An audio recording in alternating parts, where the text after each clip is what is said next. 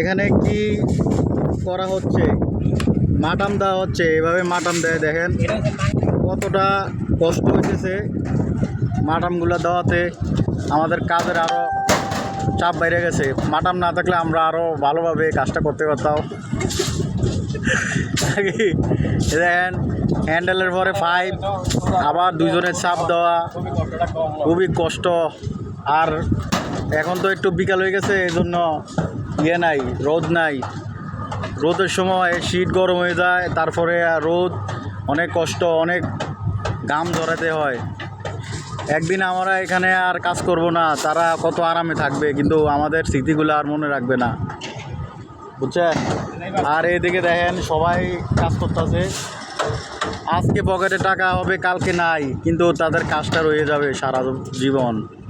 এটাই আমাদের কর্মীদের জীবন।